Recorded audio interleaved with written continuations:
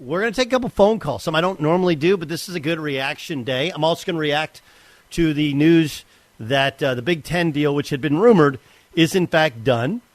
You know, it's basically about a little bit more than a $1 billion a year deal. Remember, there'll be 16 teams, so you can kind of break down the numbers as you wish. Huge money for the Big Ten. There are pluses, there are minuses to it, but it's going to be really interesting. I think a pretty big shift in sports that the Big Ten no longer on ESPN, but what the future looks like is really interesting. So we'll get to that upcoming. We got time. I also want to give you kind of my thoughts on the Deshaun Watson thing. We went around the room. I would say, and again, if I'm wrong here, Jason Stewart and Dan Byer, you guys hop in. Both of them think it's way too light. And the fact is that not only does Deshaun Watson get to come back and play this year, but that first game is against the Houston Texans, his former team, which is like a double win for him. I think in comparison to what the potential, there is always the potential. We always believe, we want to believe that the judge is going to come down heavy-handed, right? Man, it was going to be a year. But remember, this was not Roger Goodell's decision. Okay, he had handed over decision-making power to a former federal judge. The last former judge who he gave the decision-making power to per the CBA, she only gave him 6 games. So we're all convinced it would have been a season, and they settled on it. But as Sean King pointed out, $5 million more than anybody else has been fined, and 11 games is a long time. And anytime you settle, you meet in the middle. And then, of course, there's the discussion of you're apologizing, but the apology rings really, really cold when you, at the very same moment of apologizing, say, I maintain my innocence. Did I misspeak, Jason? Did I misspeak, Dan, in terms of your guys' opinion? On that last part, Doug, I'm glad you brought it up because Cowherd earlier today was like, you know what? Cowherd thought that the 6 games there was 6 games for what he did and then 6 games for lying. He thought that would have been fair, and so 11 games sounds right to him. Well, to me, I think that when you say that the second 6 games for lying is one thing, but you know what the lying means? The further he maintains his innocence here, Doug, and the more that he denies doing all this, that compounds the pain of the victims. And when I say victims, I mean the legitimate cases. There's 24 women. I will give you that there may have been some frivolous lawsuits in there, but I have a feeling that there were women that were actually hurt emotionally and everything else. And the longer this guy denies it on a platform like today, you're adding to their pain. So I just think that it's not just a cover-up. It's you're compounding that by hurting the women again. We haven't heard from any of them, and I'm sure we will, and Busby will have a press conference or whatever. But the more I thought about that, the more I think that. And that, I don't think we can hear from them. I think that's part of the is NDA it the non-disclosure? Okay, I'm almost positive. You don't pay something to go away and then be able to comment on it freely and openly. Would be my guess. Yes, John Ross. It was fun. Well, it wasn't funny, but it was interesting. Sean King, when he said there's finally closure to the situation, and my thought was, I don't think it's really closure. I think it's actually the beginning. It's not the end. It's the beginning of stuff, because this is going to last this whole season, and then when this guy comes back, it's going to be even worse. I mean, this is the beginning of a whole thing that's going to go through this entire NFL season. Not only waiting for Deshaun Watson to come back and play on that game against the Texans, but every time after that. I mean, look, I know it's not the same thing, Doug, in correlation, obviously, what happened with the Astros. But even to this day, all these years after the Astros, they're still getting booed horrendously by anybody, wherever they're at. They're on different teams now.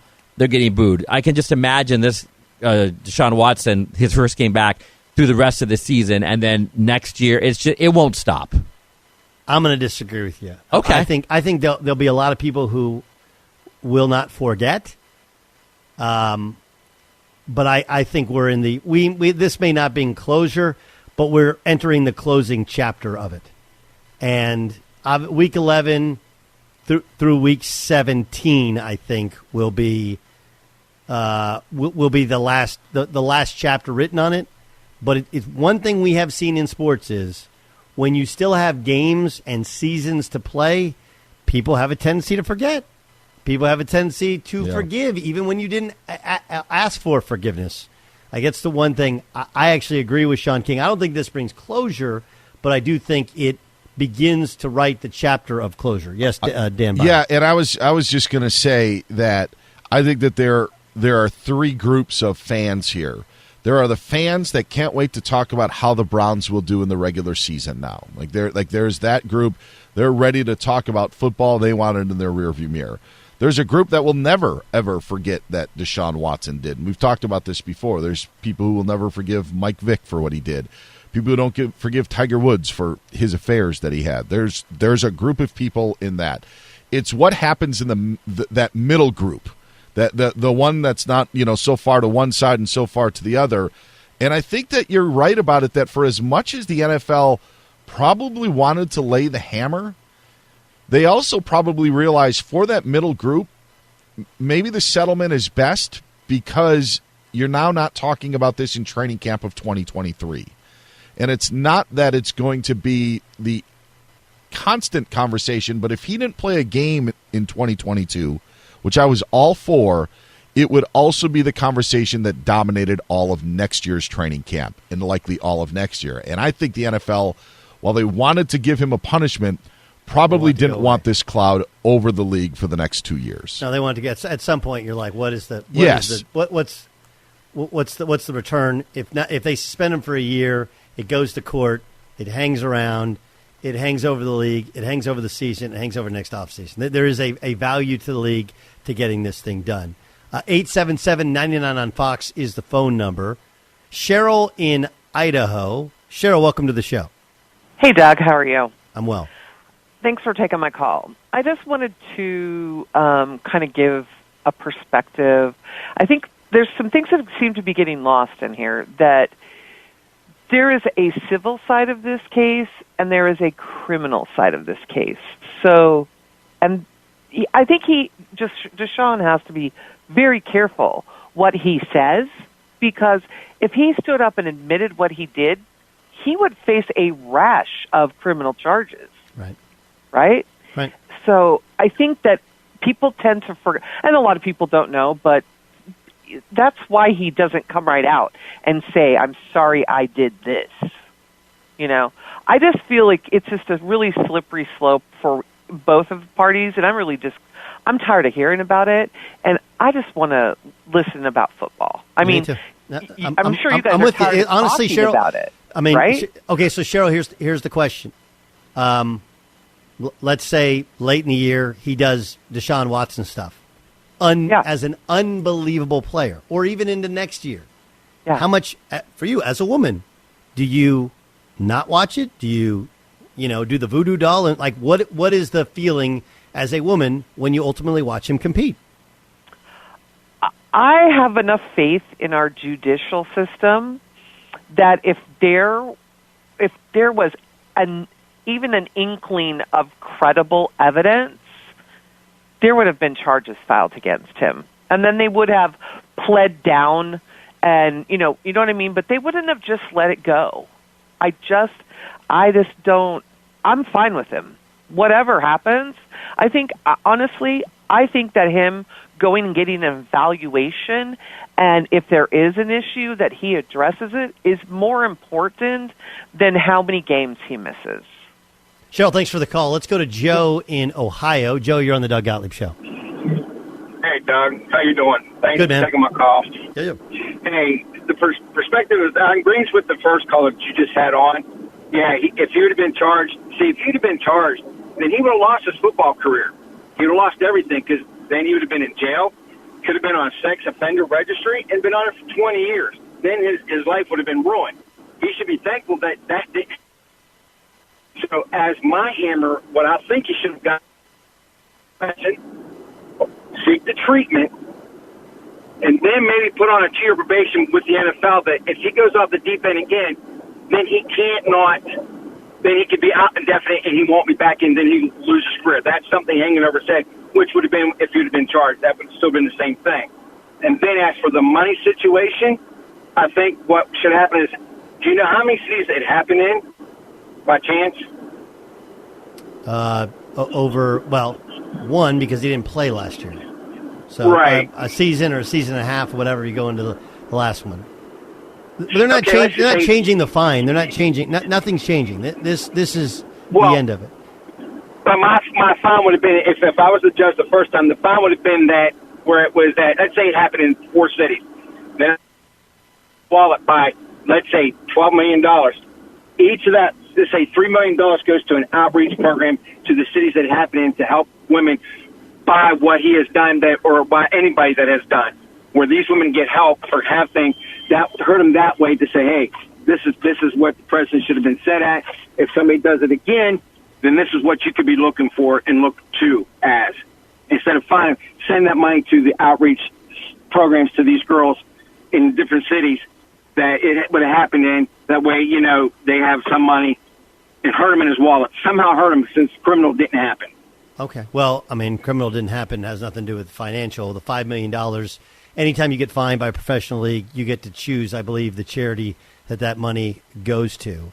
Let's go to Corey in Seattle. You're on the Doug Gottlieb Show on Fox Sports Radio. Go ahead, Corey. How you guys doing? Good. I personally think anyone who can get behind this is kind of disgusting, and it's just like the whole thing. It just didn't need to happen. You're a quarterback in the NFL.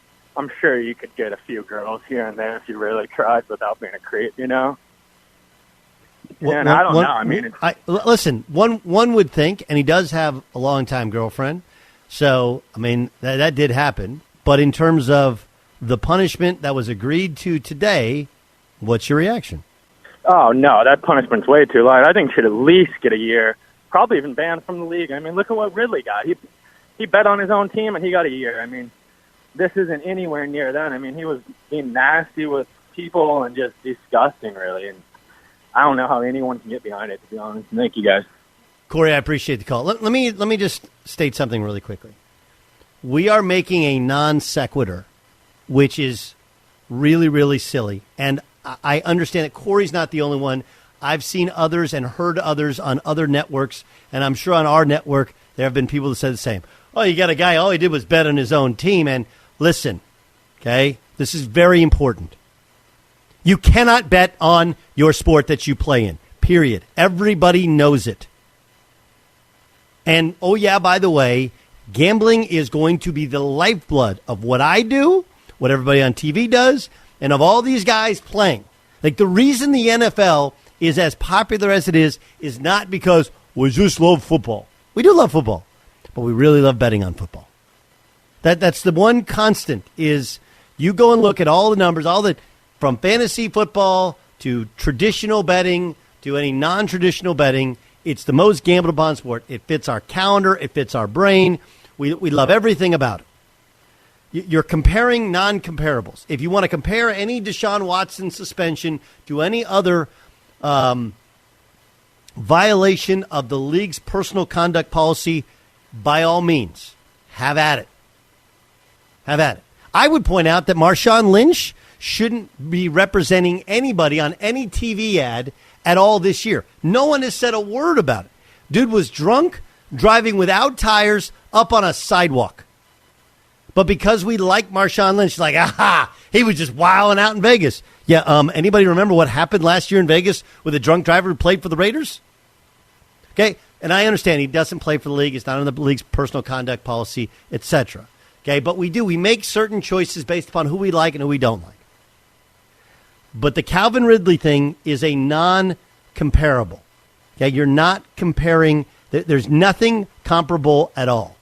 Hey, that is gambling. Everyone knows it. It's in the bylaws of the league. It's in the bylaws of every athlete when they play in high school, when they play in college. When you play in college, you meet with the FBI before every season, and they tell you the exact same thing. Do not do this, or you will lose your career. Calvin Ridley right now will be very lucky to play football next year in the NFL.